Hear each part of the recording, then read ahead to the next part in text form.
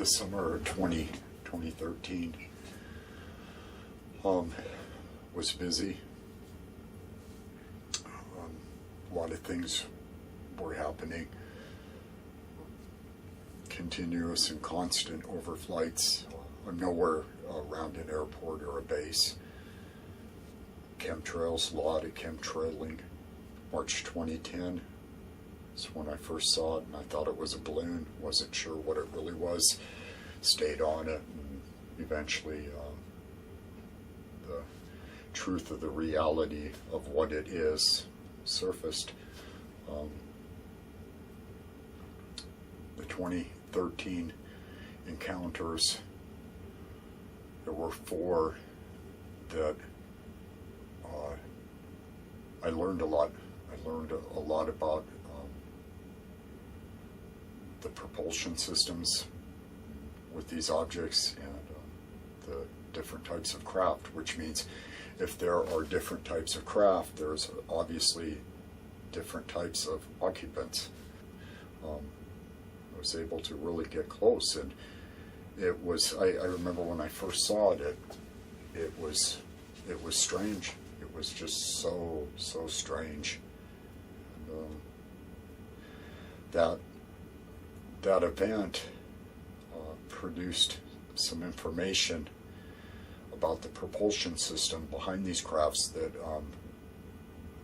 there was already evidence in possession from the early 90s, 96, 2005. And the evidence that was really profound showed the gravity amplifiers, or a gravity amplifier.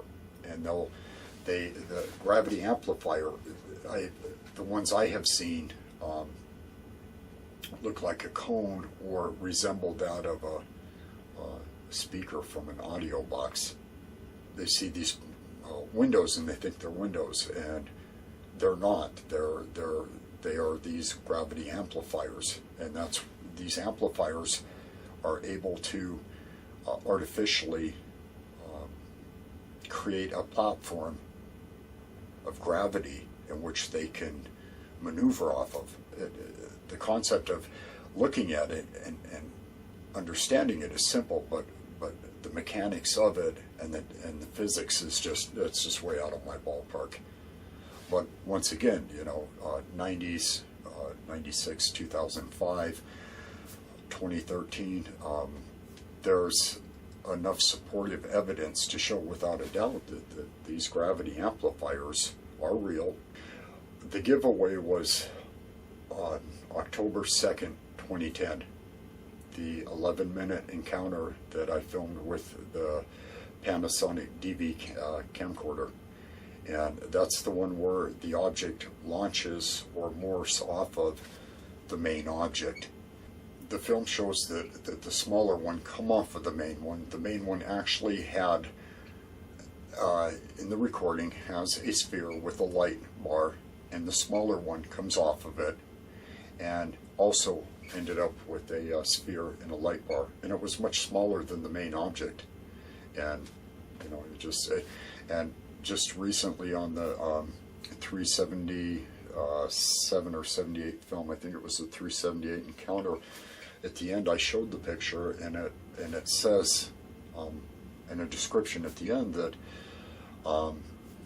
same object, same area, different video recorder, different date, but it's still the same thing. It's like once you get the truth, then it's like, what then? People don't realize that it's always better to stay idle or in limbo, because then you always keep wondering or guessing. But once you're smacked with the factuality of what is, you can either shovel it under the rug and, oh well, depending on the severity of the nature of the subject, or it's like, well, we got to deal with it. In a sense of dealing with it, not that we got to go get one because that'll never happen. In a sense of, in our minds, our conscience is saying, we know it's real, we know it's been real all along, now what? And it's disturbing. It's against the grain for most people's comprehension. I've used 4 different cameras here on this object. I've used Panasonic DV. I've used an Olympus VG120 14 megapixel box camera, the Fujifilm 14 megapixel DS4430, and the Panasonic HDC HS250 with all the attachments. Same thing. Object shows up, record it, however, same thing. So December 7th, it shows 3 below in the house. The TV says, I think, 7 to 9 below. It appears it's one end of the house. I put the Panasonic on it. 2 minutes. Got to get the camera out of there because it's so cold it will freeze up the sensors. It can actually damage the unit. So I get it out. I go in, my hands are so cold. I'm trying to warm them up as fast as I can. I know what's up above. So it goes from here. By the time I get back, it goes to the other side. So I go out with the Fujifilm, this 14 megapixel, and I just boom, run in, warm my hands up. They're froze. They're burning so bad. Grab the Panasonic, go back out, shoot it off the other side, run back in, try to warm my hands up and me, grab the Fujifilm. The encounter lasted 45 minutes. So the last shots I took of it with the Fujifilm, the 14 megapixel still camera, was when I got it above the power pole. And this went on for 45 minutes. And once again, I could have, if the weather conditions would have been adequate, I could have shot a lot. I could have recorded a lot of it.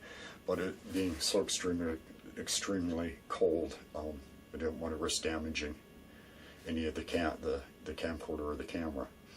So December 6th and 7th, you know, it's a situation where it's getting so obvious with what's going on that, and this is what I know from experience, and this is what I know from first-hand accounts, and this is what I know to be factual. And you can like it or not, believe it or not, it's not about you and it's not about me. It is what it is. As far as the system is concerned, secretly, the people of the United States are not entitled to know anything when it comes to the subject of UFOs. Absolutely nothing. They are not entitled. They are not on a need to know. They are just flat not in the know.